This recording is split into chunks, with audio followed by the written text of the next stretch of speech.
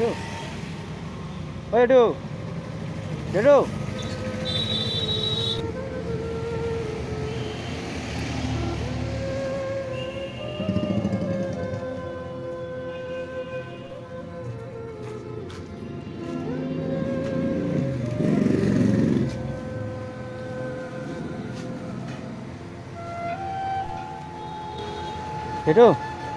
ওই একটু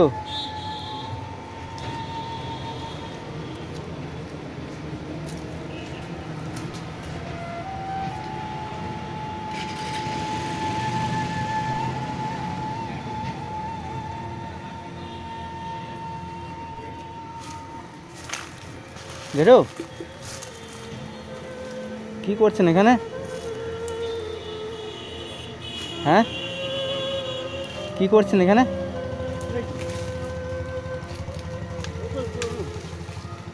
বদল করেছেন? কোথায় বাড়ি আপনার? আপনার কোথায় বাড়ি? সামনেই বাড়ি? তো বলছি একটু কথা বলা যাবে?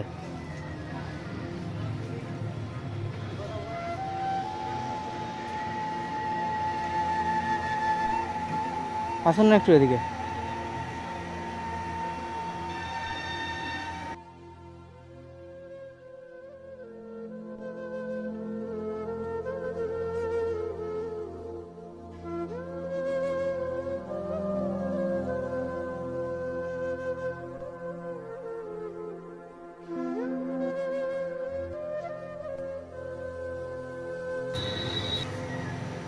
বলছি আপনি কি এই প্লাস্টিক কুড়ি আপনার দিন কাটাচ্ছেন?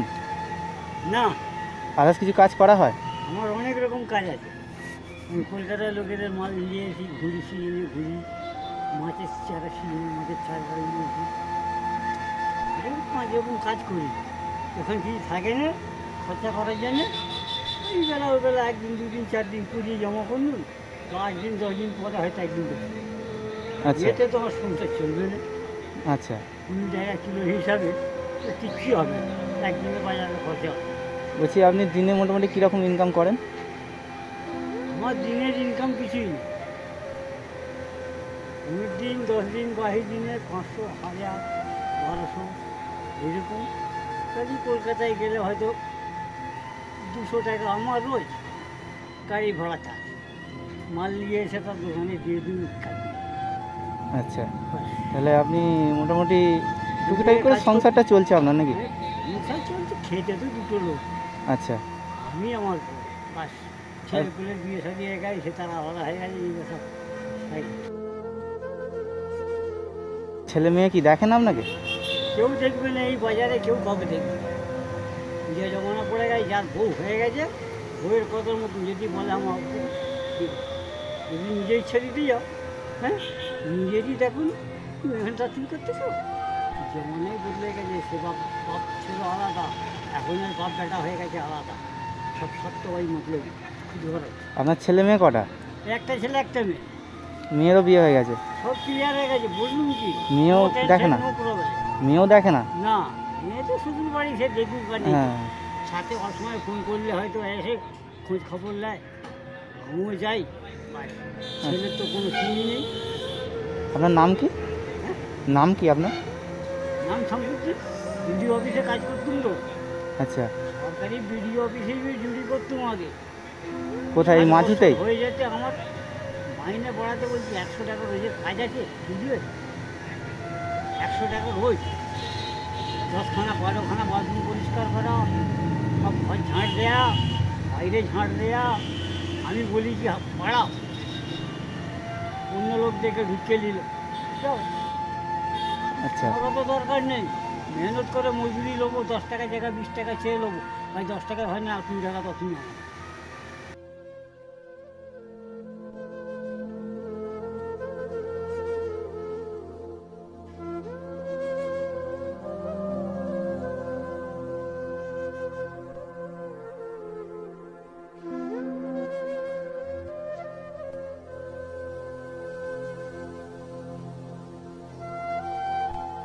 তবে 100 টাকা আমার সেজে চলবে? আচ্ছা। আমি বোতল কিনতে কী করবো?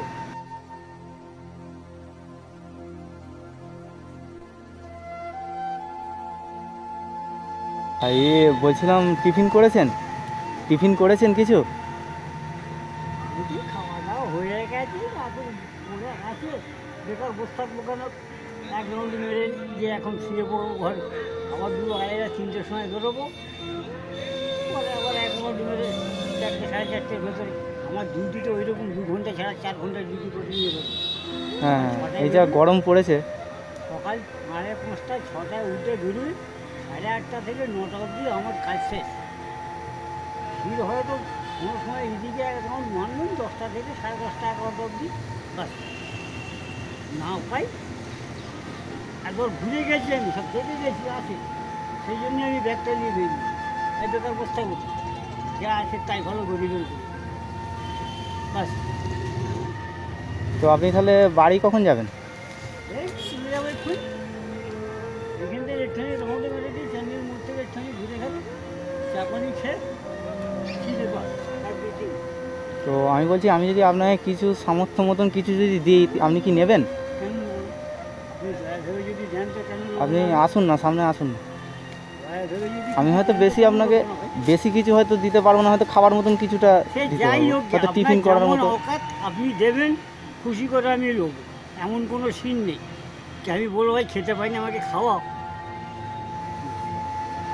উপরওয়ালা আমাকে যেমন হোক রেজেক্ট দিচ্ছে, চলে যাচ্ছে। আমার কাছে এইটাই, আমার কাছে হাত পেতে কতদিন চলবে?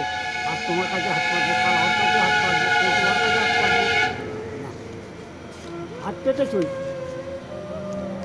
আমার কাছে যতদূরকে চেষ্টা করো খেটে খাওয়া, নিন, খুব আশীর্বাদ করবেন। ঠিক আছে, আপনার কাজকর্ম হবে, আবার বেরিয়ে যাবে, ভালোই হবে। আপনি খুশি তো? মুসিবত দূর হবে। আপনি খুশি তো? আপনি যদি খুশি করে দিয়ে যান বাসায়, খুব বহুত। ঠিক আছে, তাহলে বাড়ি চলে যাবেন। আসলাম। ঠিক আছে।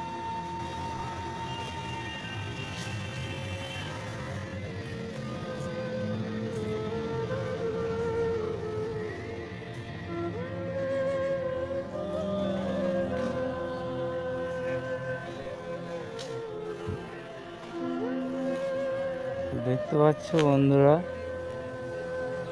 তো কীভাবে প্লাস্টিক কুড়িয়ে জীবন কাটাচ্ছেন। এই বয়সে এখনও যে কষ্ট করে খাচ্ছেন, কারোর কাছে হাত পাচ্ছেন না, এটাই অনেক।